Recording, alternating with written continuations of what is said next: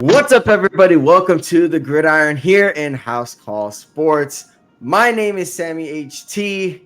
That is Julian. That is Kyle. And today we will be discussing Thursday Night Football, Tua's scary injury, a crazy AFC Championship rematch between Bengals and Chiefs, the Buccaneers at the Lions, and an exciting Sunday Night Football matchup between the Bears and the Texans. Before we get into all that, first, a word from our sponsor of today's video, Vivid Seats. Vivid Seats is the most trustworthy and easy to navigate ticketing website. They have reliable and rewarding tickets and a 100% buyer's guarantee, which means your transaction will be safe and secure. You will get full service customer care and be compensated for any canceled events. And get this, it's got the only ticket rewards program around. Week 2 is upon us.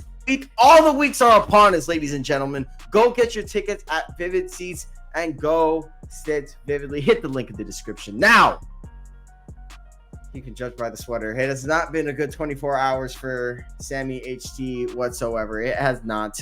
It's not been a good 24 hours for Miami in general. Yeah, Miami's just been terrible. I cannot remember the high that I had winning against Jacksonville. That seems like the fondest memory. It feels like nostalgic almost, which is crazy because it was not even a week ago, and here we are. But hey, I mean, this is part of the NFL. This is part of the game. You get your highs, you get your lows, and yesterday was a low for the Dolphins, but a major high for the Buffalo Bills. Now, I want to start with them first because coming into the season, I think everybody wasn't really high on Buffalo, and I don't think people are going to be as impressed with beating a QB that was essentially knocked out and was not playing well at all. However, a win's a win, and a divisional win is a win, and the Buffalo Bills pulled it off. Josh Allen against Miami looked fantastic. Julian, I'll start with you. What were your thoughts on the Buffalo Bills and how they played last night? Well, I'm glad we're not starting with Tua. I'm glad we're starting with the team that I feel like I'm very surprised about. Their offensive line looked great. I mean, let's talk about how well that offensive line blocked. Obviously, Miami has Jalen Phillips, rotational pieces, Zach Seiler. So they do have a good front seven, but they blocked very well down the field. James Cook played great. I mean, especially with these zone runs that they're running across the field. He looks very dangerous in the passing game and, in the run game. Now, I am a little worried still about the Buffalo passing game. I like Khalil Shakir, obviously 24 years old now. He's definitely a good downfield perimeter threat. I like Keon Coleman in one-on-one man coverage. Definitely somebody you could throw up there and see if he can come down with it. I'd like to see more of the Bills before we go ahead and overreact and say, oh my God, this is the third or fourth team, or maybe even the first team in the AFC. I don't know if they're in that class with the Chiefs. I don't know if they're in that class with the Ravens. I don't know if they're even in that class with other teams like the Chargers. Yes, the Chargers, I think, have a very dangerous run game. I really do. I think if they had a receiver right now, we'd be talking about the Chargers a lot more. But that's here, no, there. The Buffalo Bills look great. I can't wait to see them in the future. Yeah, definitely. I think we all were impressed by how amazing James Cook really looked. He had a good year last year, obviously. But, I mean, yesterday against Miami, he looked like that run back that Buffalo's really been missing for a long time. And in the past, it was really the wide receiving room was never really an issue because it always worked itself out when it came to Josh Allen, when he had Stephon Diggs, when he had Gabe Davis. Now all of those guys are gone. You need somebody to step up, and Khalil Shakir has been that guy for the Buffalo Bills, and so is James Cook. And I can't say enough about Dalton Kincaid and his toughness and how well he has played. But Kyle, I'll go to you next. What are your thoughts on Buffalo's performance against the Miami Dolphins last night? Gosh, Buffalo just looked really, really good on defense. They were playing smart, and you should expect that from a Sean McDermott-led team. Like, they are going to have a good defense as long as he is the one that is running the ship. What was so interesting to me is that the Bills had less time of possession, less first downs, less yards, both passing and rushing.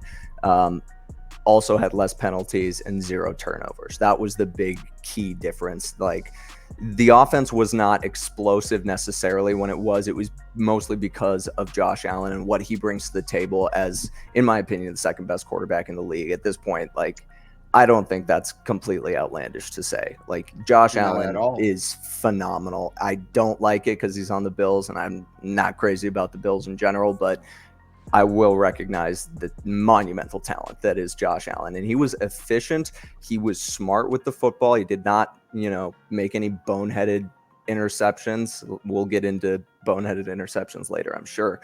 But it was the defense that really won that game for them. They came away with 2 pick sixes, I believe. Just 1 pick six, but I mean, they were just 2 really bad ones. Yeah, it was multiple really bad picks, right, Kyle? And it sucks. Being on the other side of this, it's one of the worst feelings. It reminds me of last year, right? And how we ended up facing the Bills. I believe it was week 3 at home, on the road, and we got blown out. And we chalked that up as simply something like, oh, we can't win in Buffalo. But now it's beginning to become really evident that I don't think we can beat this team in general, as long as Josh Allen is the QB. And quite frankly, Josh Allen, I think it's time to put some respect on his name. Last night, they faced a defense that up until this play would look promising against Jacksonville, right? And Julian, to your point, the offensive line looked a lot better than I could have ever expected it to look against a Jalen Phillips, a very speedy Chop Robinson. It was impressive. And I gotta say, it comes to a point where, I understand, accolades matter, but context matters when it comes to Josh Allen. And Josh Allen is just a physical freak of nature. And he's just not only, yes, you could say what you want about, his accuracy sometimes, his boneheaded interceptions at times. I really do believe that that's the product of what happens when Josh Allen controls the offense. And if he's winning you games doing this, I'll accept some of the losses that come with it at the same time. So Josh Allen, Kyle, I agree with you. I mean, I think top 5 at the very least. At this point, top 3 is definitely there. It's looking up. What's up, Julian? Because I'm sitting here stewing a little bit. I think Buffalo's offense will always be good with Josh Allen under center. He's able to make plays off the perimeter. You saw the throw that he made to the running back, running all the way to his right, throwing down the sideline. He's great.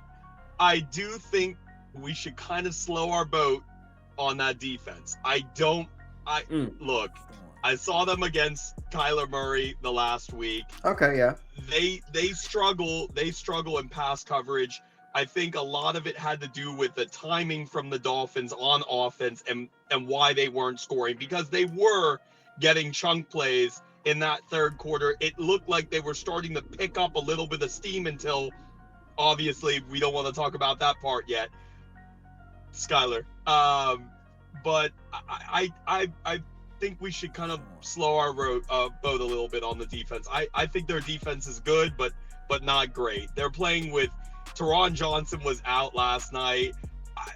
I don't know. Going down, I'm looking at that schedule. That schedule is brutal, and they're going to have receivers playing them in the next few weeks. I definitely don't think that's a shutdown defense.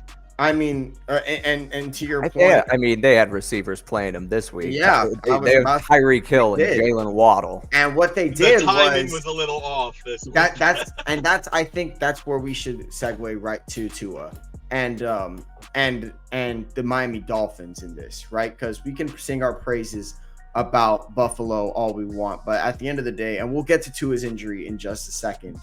Oh God, Tua in general, even before the heartbreaking injury, he looked awful.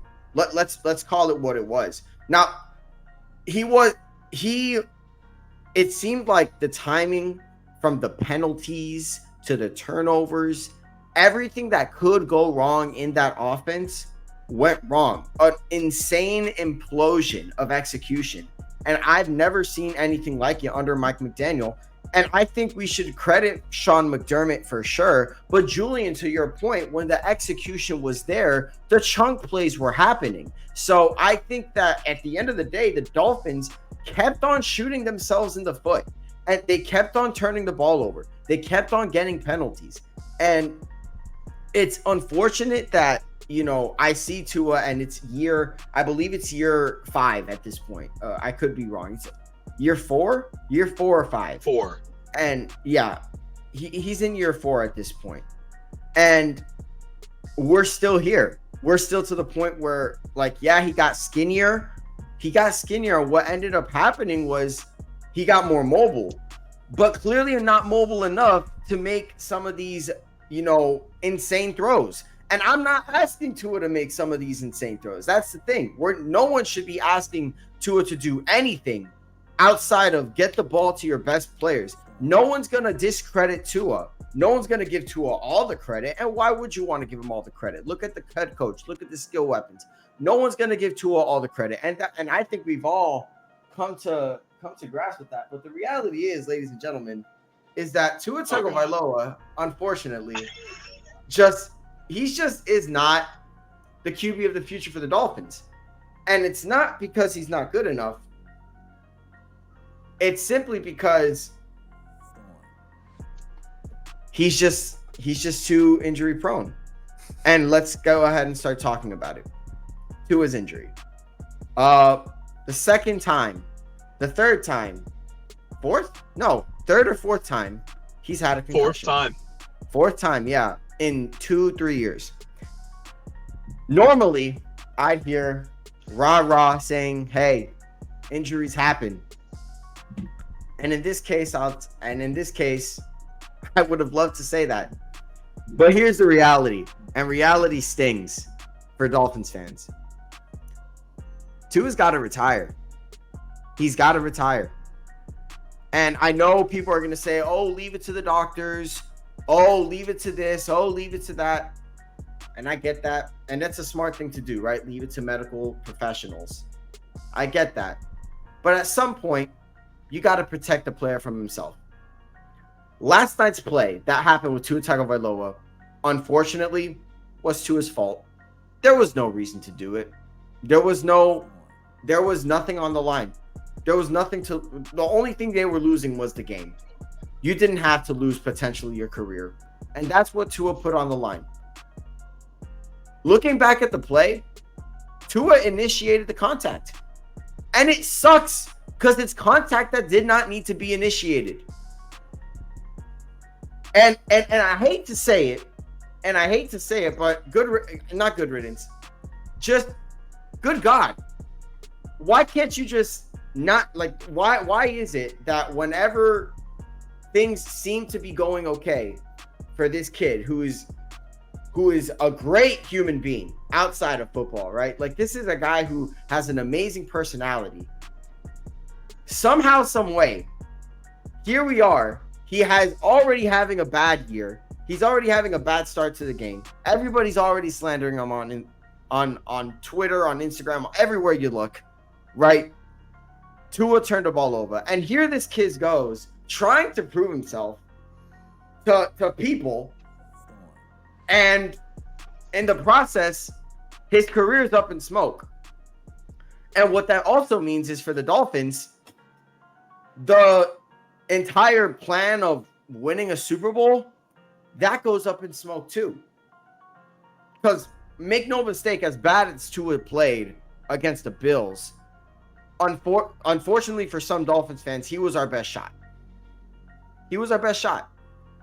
And unfortunately, my favorite player of all time, Tua Tagovailoa, who I loved for the longest time. At least he doesn't have the cardboard cutout. That's what I was. For the I was longest looking time, since the freshman year of Alabama, I believed in this kid. And it's a shame that he will never, ever be able to prove the naysayers wrong, not just because of his play, but because of his health. And that's what's really heartbreaking, because he really did try to defy everybody. But the reality is,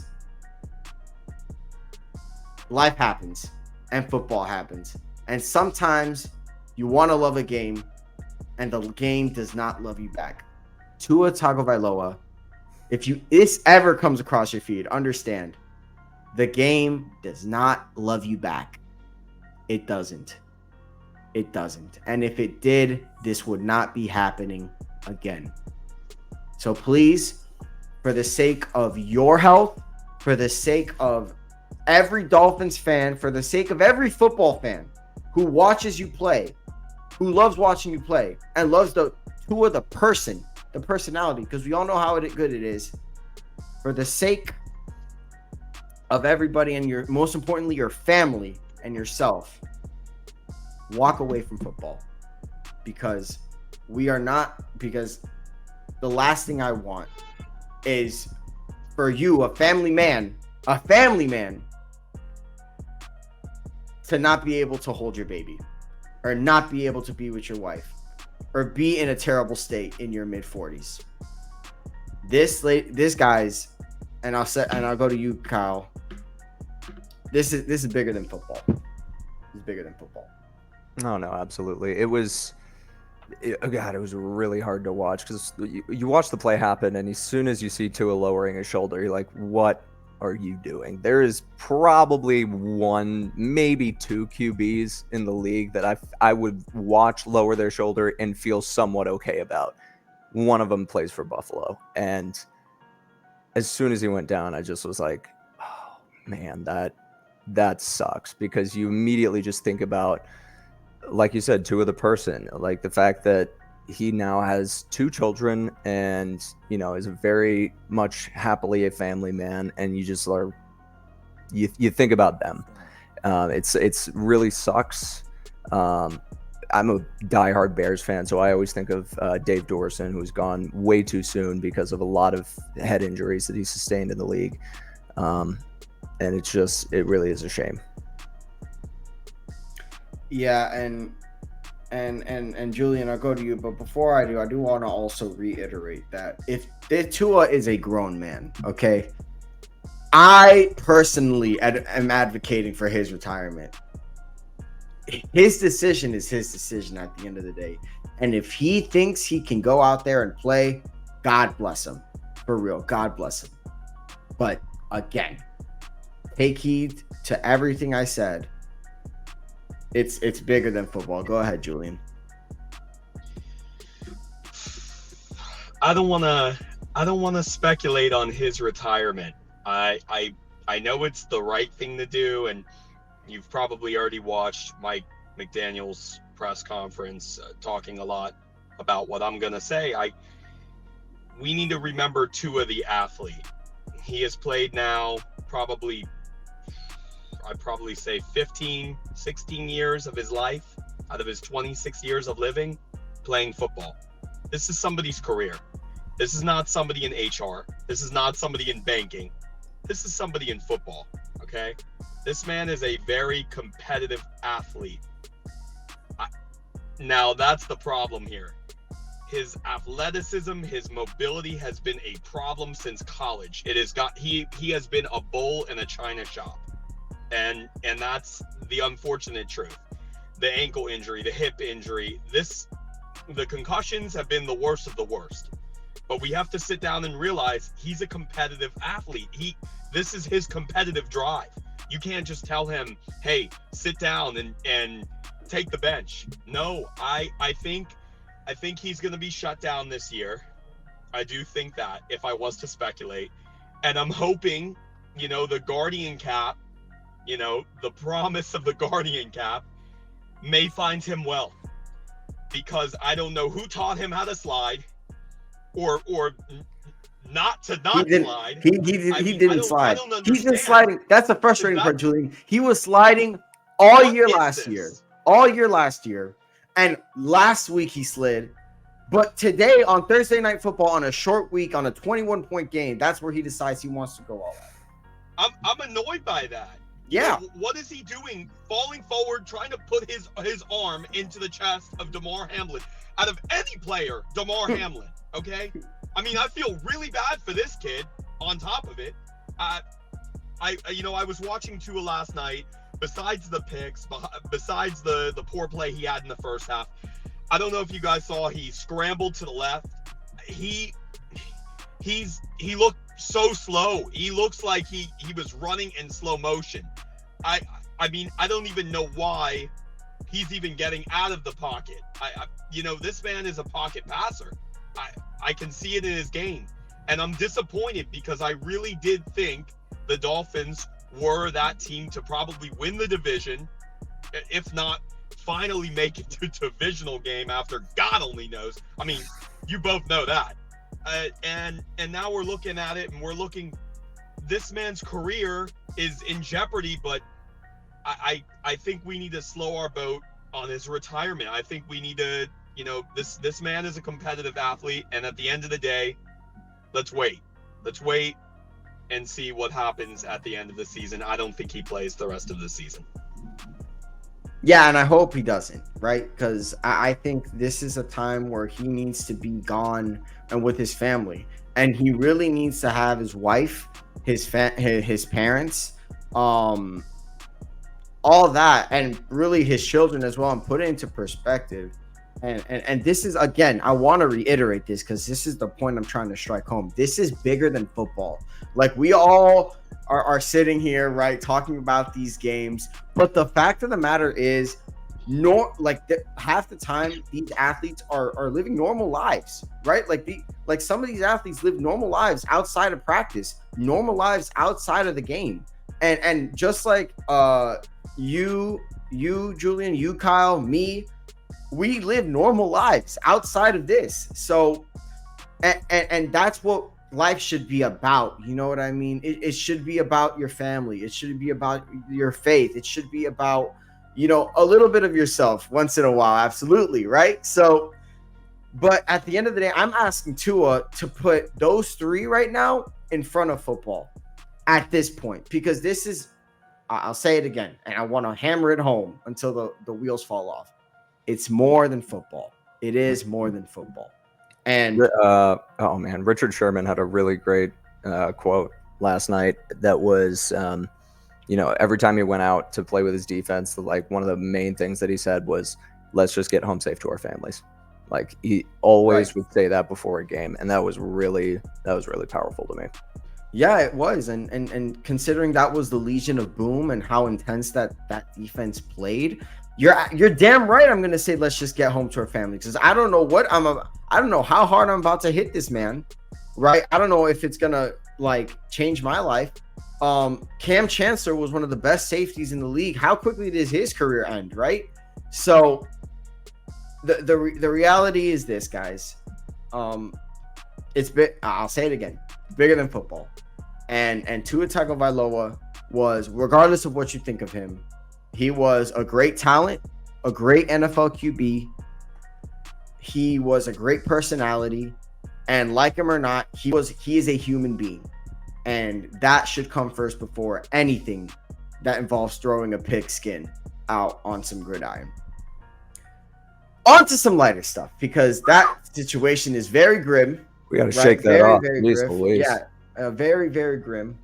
And we got, luckily for us, a matchup that a lot of people are excited for obvious reasons, right? Week 2 preview. Bengals and Chiefs, ladies and gentlemen. Again, for the 4th time in the last 5 years. I mean, beautiful. NFL, I love it. The NFL loves this rivalry, clearly. They absolutely love this rivalry. I certainly am a fan of it, right? I'm cool with it. I know, Julian, you don't look like you're very amused. Consider this the Patriots and Colts. Come on. This is what we're talking about here. That wasn't much of a rivalry. Oh, neither was that. But hey, it is what it is. Now, with that being said, With that being said, Bengals are coming off of a very disappointing start to the season. Very disappointing start to the season. How unlike the Bengals? How unlike them? My goodness, it seems like a regular occurrence with them. They lost to the Patriots. The Patriots who started Jacoby Brissett, who Gerard Mayo described as the slowest black quarterback in the entire league. Imagine that. Next, you have a wide receiver. I didn't see that. Receiver. Oh my god. Yeah, he did. He did call him that, guys. Surprised you didn't see that. Let's reel this back in. A wide receiving core that they're still trying to figure out, right? And they relied heavily on Ramondre Stevenson, who had a phenomenal game. Ramondre Stevenson. Great game from him. With that being said, we're here to talk about the Bengals. And the Bengals absolutely sucked against the New England Patriots, who are in a rebuild year. And unfortunately, that means they have to go up against Kansas City Chiefs after losing to a team in a rebuild year. Now, usually I'd come up here and say, it's no big deal. There's nothing to really worry about. It's only week 1. And usually, yeah, for sure. But here's the reality. Kansas City's run game did not look good. Okay, my bad. Cincinnati's run defense did not look good whatsoever against a New England Patriots offensive line that coming into the season was looked at as one of the worst offensive lines in football. But here we are, right? You're about to go up against a much better offensive line, a little bit of cheese to the refs, and now I'm expecting the Bengals to have a bounce back week. But I don't think it's going to result in a win, and I'll get to more of that a little later. But Julian, I'll go ahead and start with you. Bengals and Chiefs, your thoughts on this game and this rivalry? Why is the first thing I hear rebuild, the worst offensive line, the worst receiving core? These are things that your team said. Your fan base said this to me. Are we saying that that's not true? No, this is what people said outside. I hate to tell you guys, the Patriots have a top 10 defense, okay? They have two corners on the edge perimeters. Here we go. But we're not even going to talk about them. Yeah. Look. I don't care about the wrist, picking up water bottles with his wrist like this. I don't care about him flexing his wrist. It's all an excuse, okay? At the end of the day, I saw what I needed to see. This man, we were playing cover 1 for most of the game, which if some of our viewers don't know, that's man-to-man. You have a safety coming down in the box and also a safety coming and playing the third of the field kind of in the middle. He was not taking the shots, okay? Nope. He was not taking the shots to Jamar Chase. He wasn't taking the shots to anybody. Their run game was subpar. I'm not surprised. They lost Joe Mixon. They got Chase Brown and Zach Moss, who I think is a power back, and I think is going to really have his day versus the Chiefs, because I really don't think that defensive line, other than Chris Jones, is really that great. I saw what Lamar did, and yes, it's Lamar, but I think they're going to be able to run the ball against them. But at the end of the day, this is about Joe Burrow shaking off that rust, okay? I think it's a rivalry, obviously, with Kansas City, but if Joe Burrow trusts himself, trusts throwing that ball on the outside to Jamar Chase, we've seen it in the past, Jamar Chase, T. Higgins, if he plays, they're going to moss every corner that's out there, if there's any corners besides McDuffie, okay? Jalen Watson, Jamari, Connor, they're an defense to me. They're going to be an defense the whole year. They're going to play probably the most brutal schedule I've ever seen in my life. But at the end of the day, Joe Burrow needs to go out there, shake out his wrist, give it a few. You see that? That's what he needs to do with his wrist, and he needs to throw that damn ball. Throw the damn ball. He needs to stop. I don't know what he's doing. He's hesitating. He's shaking off whatever last year gave to him with the wrist injury. Take a deep breath. I need to take a deep breath and throw the ball. That's all you have to do. Yeah, and it's important to note that this is very odd of Joe Burrow, because if you check out his breakout season, he was letting that thing rip. He was. It did not matter who he was throwing to. It was Tyler Boyd. It was T. Higgins, and I guess since T. Higgins is out and Tyler Boyd are out, you have a little bit of your offense is a bit compromised. Well, I thought this was supposed to be a top 5 QB in the league, and I personally thought so for sure. But now looking at the way he has played, last year he didn't look that good. This year he's off to a very rough start. I mean, let's call it what it is. Joe Burrow has been subpar. He has been subpar. It's about time we admit it. And the reality is that this is the expectations for Joe Burrow are high. Why are they high, Kyle? Because they went to the Super Bowl. And after you go to the Super Bowl, your expectations are to be, hey, you're going to be in the playoffs, right? You're going to be in the AFC Championship game every year, right? That's the expectation for the Bills. That's the expectation for the Kansas City Chiefs. Only person who seems to be getting a pass is Joe Burrow. Why? Because he's hurt? I believe we'd call that injury prone. The same thing we call Tua Tagovailoa, I believe, right? What about Lamar Jackson before last year, right? He was considered injury prone. But with Joe Burrow, I'm sensing a little bit of a trend here. What's going on? Why aren't we calling Joe Burrow injury prone? I digress, though. Look, reality is this. You're going up against the defending champs, right? The Kansas City Chiefs. They got Patrick Mahomes. They have Xavier Worthy. They got Travis Kelce. They don't have the band back together by any means. However, the core of the engine that has been fueling Super Bowl runs is still there. And what is that? That's Patrick Mahomes. It's Andy Reid. And as long as you have those two, you have a chance to win every game.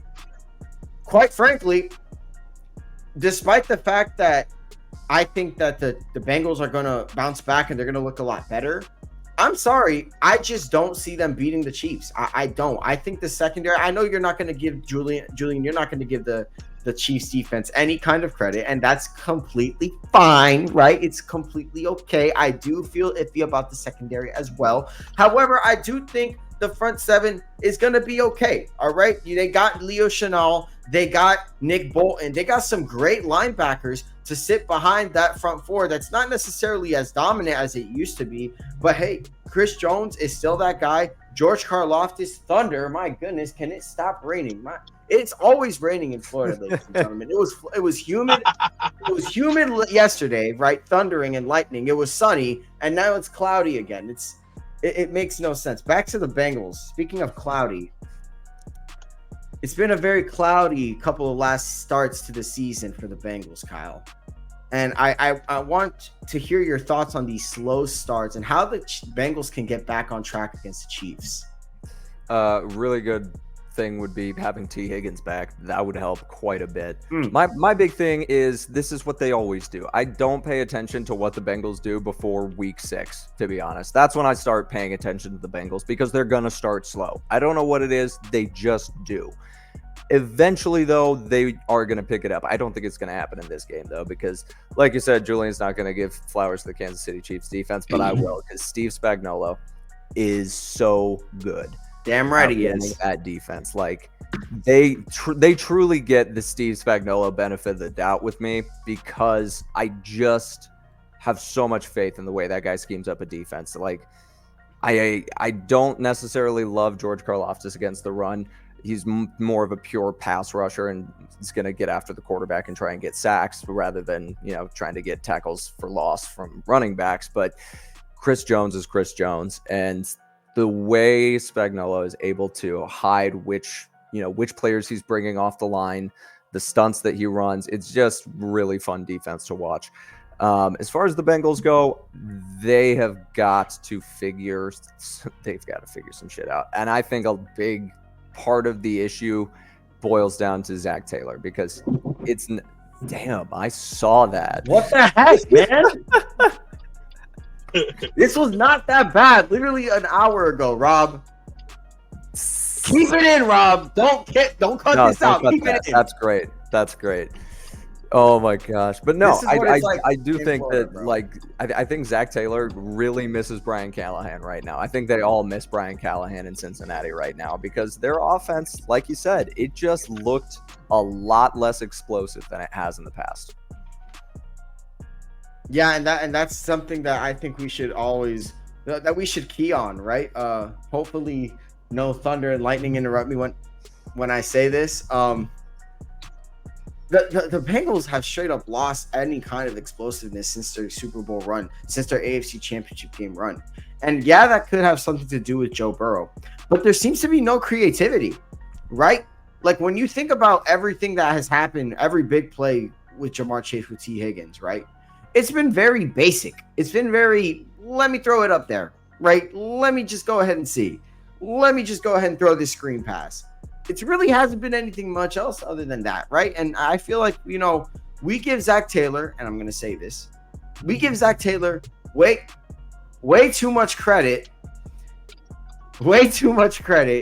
for his Super Bowl run and for his job that he's done as the coach of the Cincinnati Bengals. I really do think that, Julian. I don't know why, Julian. I thought you had something to say. It looks like you. No, look. I feel like you look like you have a lot to say, Julian. Don't say Charlotte now, buddy. Just the deep throw merchant. I've heard about check down merchant, but I've never heard deep throw merchant in my life. I mean, this is a guy that sets up off the play action and is able Allow me to throw tell it you a on little the ditty ones that about they create Jaden on the Daniels. Oh boy. You're Look, gonna this talk is about a a guy- deep ball. I don't want to merchant. say. Look, I do want to say this. Like Joe Burrow is still a fantastic processor of the football. 1 Everything he does- year. Like everything he does pre-snap is phenomenal. The way he reads the field is phenomenal. My issue is not with Joe Burrow the player. It's really with the creativity on offense that you get, right? Half the time I see Joe Burrow scrambling. This is something we didn't even touch on. The offensive line of the Cincinnati Bengals, which has had change after change after change, simply cannot figure it out. And that's another reason why I think Zach Taylor can't seem to, has gotten too much credit. Because in all the years that Joe Burrow has been there, he has never been protected once. Once. I kid you not. And now all of a sudden, we're expecting it to all of a sudden change. And no, it hasn't. Look at what happened against the Patriots. And the Patriots obviously are are historically an amazing defense to face. However, There you go. given that, okay, that's enough for that. Look, however, given the track record, I love it. the Bengals offensive line has never been good against any team. So imagine against the New England Patriots that has Gerard Mayo, who is a disciple of Bill Belichick. So Keep going. Straight up. Keep going, Sam. straight up, no, that's it. That was my last one. Well, this is why. This is why. That was it anytime before. people- This is why anytime people want to give the Chargers crap for taking Joe Alt instead of Malik Neighbors, no. Because if you see the pocket that Justin Herbert had, and I can't think of a lot in the top of my head by any means, but I mean, Joe Alt and Rashawn Slater, you saw what Joe Alt just did to Max freaking Crosby, who's been elite for the past couple seasons. Just want to give my flowers out there. The Buccaneers are going to be a very good team throughout the year. I think Baker Mayfield. I would love to make this matchup about the teams, but I do want to lean a little bit of a different direction and talk about the quarterbacks, right? Because the two quarterbacks that are facing each other, much like in years past, Jared Goff didn't have a good rep because of what happened in Los Angeles. Sean McVay said, I needed a better quarterback. And, well, guess what? Matthew Stafford gets traded to the Rams. Jared Goff goes to the Lions immediately, a chip on the shoulder. And a lot of people think, hey, Jared Goff is just a bridge QB to get a better quarterback. And now we're looking at it, and Jared Goff is, no question, the guy. No question, the guy in Detroit. Then you look at a guy like Baker Mayfield, another number one overall pick, started his career off in Cleveland, and Cleveland shut him off. Cleveland, who they owe a lot to Baker Mayfield, they decided, you know what? We're going to move off and we're going to bring in Deshaun Watson. Yeah, that ended up pretty good for Cleveland for sure. Now Baker Mayfield has won a playoff game for Tampa, and Cleveland. I mean, look at what's going on over there. I'll just put it simply like that. So It's a disaster. It's been an absolute disaster. Now, Baker Mayfield, he revived his career. Jared Goff, he revived his career. They're both facing defenses that, to be honest, are a little shaky. I still do think the Lions defense has a chance to teeter sometimes, but the Buccaneers defense, it's not what it used to be when they had Tom Brady, right? They still got some great pieces, but the reality is that it's not the same. And I'm gonna go ahead and, unfortunately for Tampa Bay, my home state of Florida, not that I care, I'm gonna pick them to lose this game. I think the Lions are gonna come away with it. I expect another Jamison Williams masterclass, man. I think Jamison Williams is the truth. I think him and Amon-Ra St. Brown are going to become one of the best duos in the entire National Football League. This is a Super Bowl team. This is a Super Bowl contending team. And anybody thinking otherwise should really check everything. They check all the boxes. Defense still needs a bit of work, obviously, but I mean, it was good enough to get to the NFC Championship game. Any kind of improvement means they're a Super Bowl team and potentially a Super Bowl winning team. Kyle, I'll go to you next. What do you think about this match between Bucs and the Lions? I mean, it's a fun one. These are two of my favorite quarterbacks just because of the stories with both of them. They both got written off by the teams that drafted them number 1 overall and then went on to completely change the narrative about their careers. The big thing for me that I look at in this game is the difference of pass rush that the Buccaneers are facing, because last week they had the Commanders pass rush, which the Commanders don't have a pass rush. That entire group got gutted. Thank you for Montez Sweat. I still miss David Montgomery though. And yeah, that's gonna sting watching him run a train all over the Buccaneers. But I digress. The pass rush of the Lions going up against the Buccaneers is going to be a very, very different animal. They are going to get after Baker Mayfield, and when Baker Mayfield gets put under pressure, when he gets flushed out of the pocket, you get to see some really fun, exciting plays. But you also get to see a lot of turnovers. So I definitely think that's going to be the big factor in this game. The Lions pass rush getting after Baker Mayfield and forcing the issue and making him make bad mistakes and bad throws. So yeah, I'm going with the Lions by a pretty big margin. They are 100% Super Bowl contenders as well. Like, they're in the division. I shouldn't like the Lions, but man, I am rooting for the Lions so hard to win the Super Bowl this year. It would be so fun.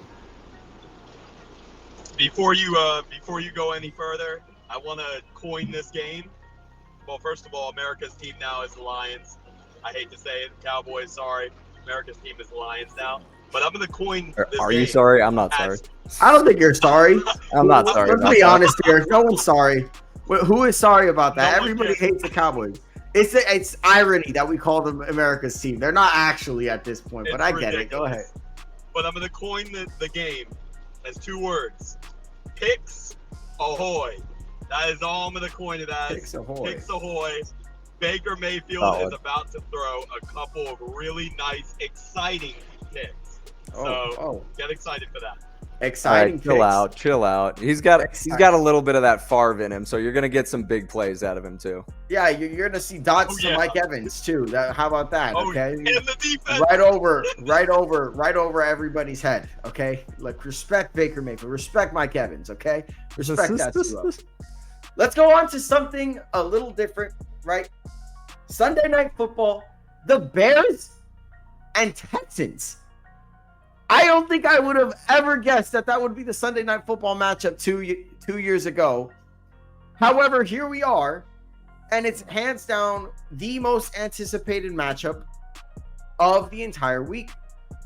Why? Well, obviously because of the 2 QBs that are starring in this game. Caleb Williams, Mr. CJ Stroud. Very exciting stuff.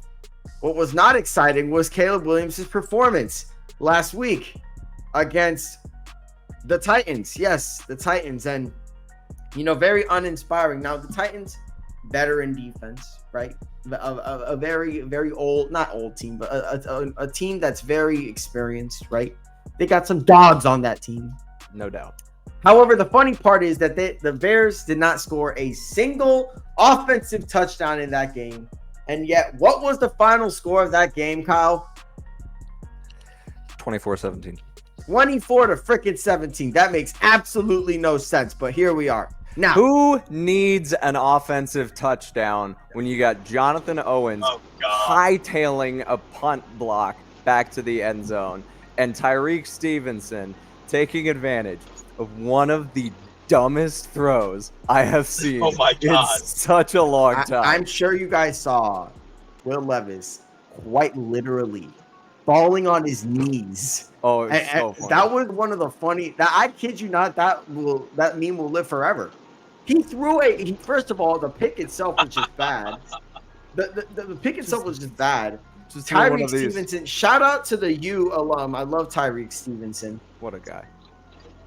He throws the pick and he falls on his. Now, granted, he's already on his knees but I think everybody's just picturing like him falling on his knees after. That is one of the funniest images I think I've ever saw a guy fall to his knees on Soldier Field. Yeah, that was crazy. But hey, man, the point is this though: the Bears' offense did not look good. All right, and they're facing a Texans defense that, for lack of a better term, yeah, they gave up some big plays against Anthony Richardson, but they still look relatively well. They held Anthony Richardson to 9 of 19 passing, so they did not. Anthony Richardson didn't do crazy damage, although he did throw one of the most insane throws I think I've ever seen in my life. That was one of the crazy throws I've ever seen in my entire life, but he lost. So threw a few of those.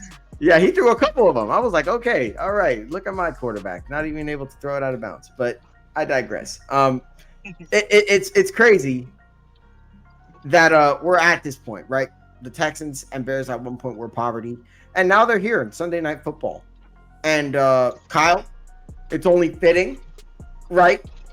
I go to you, the Bears fan, painting your nails in honor of Mr. Caleb Williams. Show him off for the audience. Look at him. Kyle, show him off. Boom. My goodness. Now we got the navy and orange accent. You know we're changing it to the orange with the navy accent because my Chicago Bears are going to be wearing their all orange uniforms in Houston when they play against the Texans for Sunday Night Football. I'm excited for this matchup, if nothing else, because you get to see a truly elite defense, because that is what the Chicago Bears have at this point. Like, TJ Edwards is an insane linebacker. Montez Sweat completely changed this pass rush.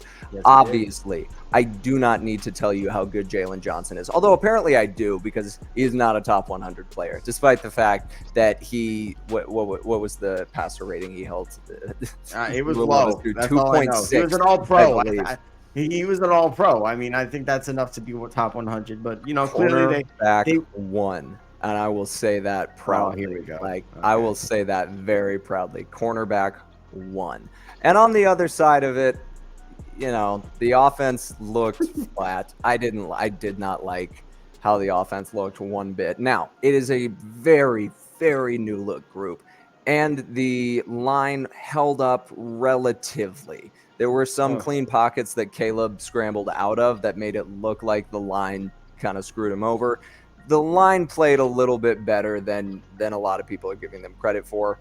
That being said, we have to figure out our interior because that's just it's just it was terrible. Yeah. Joke.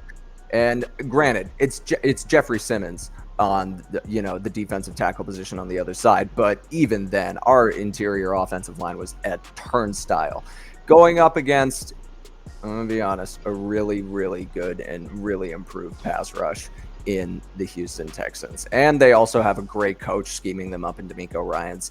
So there's gonna need to be an establishing of the run game early if the Bears can, because Caleb Williams needs some play action in order to have some time in the pocket to make those pass rushers hesitate just a little bit and pull back off of their initial attack. Because man, Danielle Hunter and Will Anderson Jr. are giving me stress dreams leading up to this game. I'm gonna be honest, and I don't need to talk about C.J. Stroud and what he does for the Texans offense. Obviously, Nico Collins, one of the most underappreciated wide receivers in the league. Tank Dell, a man who needs no introduction. Stephon Diggs, we'll see. He looked good. Hey, relax on Stephon Diggs. Come on now. I've got some. I just got some bad vibes from Stephon Diggs because he played for the Vikings and then he played for the Bills. I don't like either of those teams. Oh, okay. I don't like either of those teams. All right. And I do like the Texans, so it's kind of a weird situation right now for me with Stephon Diggs. What I do want to talk about though is Joe Mixon and how good he looked for this Houston Texans team. A team that, quite frankly, needed an explosive presence out of the running back room, and they got it with Joe Mixon. Like, oh my gosh, I don't know what his final stat line was. I think it was over 150 yards and multiple touchdowns. One touchdown. I thought he had a receiving one in there as well. But I digress. He looked unbelievable running for the Houston Texans, and that makes me nervous because, yes, the Bears' pass rush immensely improved when we signed Montez Sweat, but our run defense is still almost completely reliant on our linebackers. We don't have any level of, gap stopping happening with our defensive line in terms of the run game. So I'm really nervous about Joe Mixon. I do see this going towards the Texans. It sucks. I honestly expected to kind of start 0-2 with the Bears, so I'll take 1-1 after this stretch of some tough defense. And 0-2. 1-2. 1-1. Okay. After this stretch of two tough defenses. Oh, okay. You gotta open your ears, Sammy. You gotta open your ears. I thought I heard 0-2. I'm sorry. Listen, what does it say right there? 0-2. 1-0 is 1-0 because we did not want we did not want to have a Bears offense looking like that. But hey, you guys deserve to be. Still got the W. That's what counts. Let's keep it a buck, Julian. They deserve to be 0-1. All right, am I right? I mean, that's the way that offense looked. My goodness, deserve to be 0-1. I'm just having fun here listening to this Bears fan. I really enjoy him saying it's leaning, it's anything towards the Texans. I hate to say Are you going to sit here and tell me the Bears defense is not a top 10 defense? Yes or no? I'm not top 10 defense, yes or no? I'm not going to shit on the Bears defense. I'm not either. No. I don't think they're a top 10 defense. You're lying to yourself. I think we need a way. Look. This is the worst matchup possible for you guys. And what goes up must come down, and that's going to be Caleb Williams this week because he looked horrendous last week. So he's going up. The scramble. Oh, no. He went up. He went up a little bit, and that was just because the team that he played went so far down last week that he went up. But he's going to come crashing down. I hate to tell you, I don't know why they're putting. Dude, he didn't even throw for 100 yards. I don't even know. Hold on. He was down, and now he's gonna be down. He went. No. He threw less than 100 yards. How is it the team that he played? He went up because okay. Bad Will Levis is in whatever his warrior submission pose that he's sitting there, his Japanese warrior submission pose on the ground. Look, let me tell you something. This is an embarrassing primetime game. And no matter if you're a Bears fan or not, this is going to be a smackdown. Oh my It's going to be a blowout. This is going to be so Oh bad. man! Daniil Hunter on the side. I don't even know what offensive line you guys have. Take these notes. Please note this is not going to be a high-scoring game, and Julian's going to eat his words. Keep going. This is going to be a blowout. When I tell you this is going to be a blowout, I've said it in the past. This is bad. I hate. Is Jalen Johnson not playing? Gentlemen. Is Tyler Gordon not playing? Is Jaquan Brisker not playing? Jalen Johnson play left guard? Can he play right guard? We're not talking. I'm not talking about that. I'm telling you, it's going to be a Texans win in a low-scoring game because the Bears' defense is that good. I don't know if you guys. You were talking about it yourself. I mean, Joe Mixon is going to run down your throat. I don't understand. That's this is fine. Joe Mixon. It's gonna burn clock. The play action game. We got CJ That's Stroud. fine. Drives are gonna take longer. All right. Less scoring. Look. You know how football works. I still gotta get my point. I still gotta get my point off. First of all, bombs away. Okay. Look. First of all, look. Caleb Williams. It's no secret he did not play well. Julian, No. I think what you're implying is that his team he was on a high horse because of his team. His I defense would imply elevated him, his defense he was. elevated him. Here's what I would imply, because Caleb Williams did not look good at all. I would He imply did. that he's very surface level right here, and if he loses this Sunday in emphatic fashion, he's going straight to the pits of hell. I mean, that's just the That's way things Chicago, are going to baby. be. That I mean, he's already in hell, and that's successful.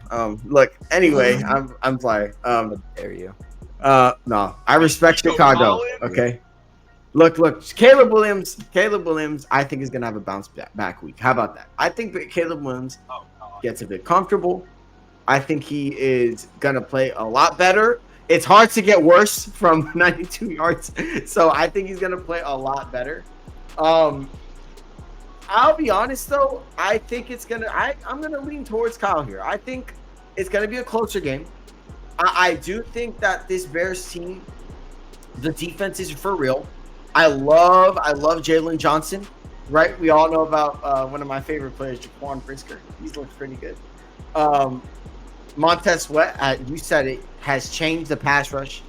I think personally, the Bears, the defense is going to keep them in this game. I think they have to get the wide receivers involved. Like that's straight up what they got to do. If it means quick throws, That's what they gotta do. The best thing about Caleb Williams is that he can make quick throws from any angle. So rely on that. Not every angle throw needs to be a deep pass. I think everybody is so used to like Patrick Mahomes just doing these like weird angles and them going for like 30 yards. Not every throw has to be like that. That's also not normal, people. I mean, Exactly. he tried to make that throw last weekend. I mean, he Oh, tried yeah. to make those throws. It wasn't. It didn't end up well. It didn't end up well. I think Caleb Williams. They should rely on the short game. They have the weapons to do it. I mean, DJ Moore, Keenan Allen, Roma Dunze. Listen, this is the thing. DeAndre Like, Swift. if they scheme up some quick weapons to do it. passes, Keenan if they Allen. scheme up some quick passes, who's their second cornerback in Houston? Like Is Kamari Keenan Lassiter? Allen even alive after last game? Hey I man, mean, they he got. was You want me to think that a quick, twitchy route from Keenan Allen is going to get shut down by Kamari Lassiter? No. Quick Hey, twitchy man. route. That D'Amico Ryans has that defense that will have Has that that defense dog in ready to go, man. They will have that defense ready to go. Let me tell you, man. It's not going to be.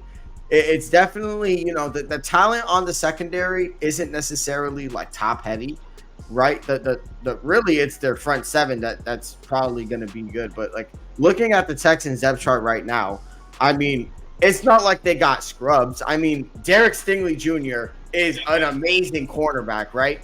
We all know how I feel about Miles Bryant and how everybody feels about Miles Bryant. They got some great safeties, Jimmy Ward and Jalen Petre. So really, I think the pass rush, look, the pass rush, look, we saw what happened last week against the Texans, right? The Titans, rather. We saw it. We all saw it live. And it was bad what was going on inside that interior. Any stunt is probably going to get a wide open pass rush. So the reality is, I think that the Bears growing pains, right? There's no shame in losing to a team that is projected to be a Super Bowl contender. They I don't should win think their there's any division. shame, Like, right? this is the thing. Yeah. Like this is they're supposed to win their division, right? And it's not and they faced a really tough Indianapolis team and they did a pretty damn good job weathering a storm. So the reality is this. I think the Texans, they're gonna play like a team. They're gonna play like a more of a defensive. It's gonna be more of a defensive battle. I do think that the big plays are gonna lean towards CJ Stroud and that offense because of the fact that look, defenses they usually bend, right? And I think that, but in this case, I think the Bears defense is gonna bend a lot. I think the Texans defense is going to bend a little less, and that's what's going to lead. I don't expect a high-scoring game. I expect 20 to maybe 17. I think it's going to be a very tough. If we put up physical 17 game. and like even 7 of those points are on offense, I'm thrilled. I think Sunday Night Football is going to be definitely one for the books. Who knows? Right? Who knows what's going to happen? Look, maybe Caleb Williams has his breakout game on Sunday night. What a time to have it, right? Maybe we get Roma Dunze and the potential he has. At the end of the day, I don't know. I don't know. Nico Collins is a different kind of beast. You know, he's 6'3". He can run routes. You got Stephon Diggs, one of the best. I mean, you hate him, but one of the best Stephon Diggs route runners ever. I mean, Jalen Johnson. I mean, it comes down to Tyreek Stevenson. All right, bro. You know what, man? Like I'm tired of. I am so tired of Kyle. Sorry, Like, we you have guys- an insane secondary. I don't know what you Oh want to say. my God! You have a guy wearing mayonnaise cologne, throwing the Mayonnaise. ball straight to Mayonnaise. your cologne. corner, bro. Wow. I mean, come on, my grandmother could have caught that ball and took it back for 6. I mean, So he did it. Like that's. Tyreek- I mean, hey, Tyreek- he did it. I mean, It's not Will like- Levis. it's I mean, not what like are we that expecting secondary- here? It's not like that secondary faced against wide receivers that are exactly easy to work with, I'm right? kidding I mean, with you mostly. It Yeah, should be a fun game. it A should. blowout, It but a should. fun game. A blowout. Okay.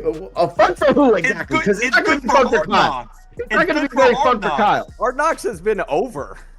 Okay, well maybe Hard Knocks season 2 in the middle of this season they'll give it back to the Bears. Who knows? Hey, you That's know what? fine. That's not a fine. That's not a bad idea. Giving it back to the Bears. Who knows? Gentlemen, we have had some very engaging conversation, both very grim and very exciting. At the end of the day, I think that it's going to be a phenomenal game. We will all be tuning in on Sunday night, and I'm very excited. We hope that you guys enjoyed this video. Please like, comment, subscribe, follow all our social media links down below. Follow all of us on social media, and that's going to be it for us. Peace.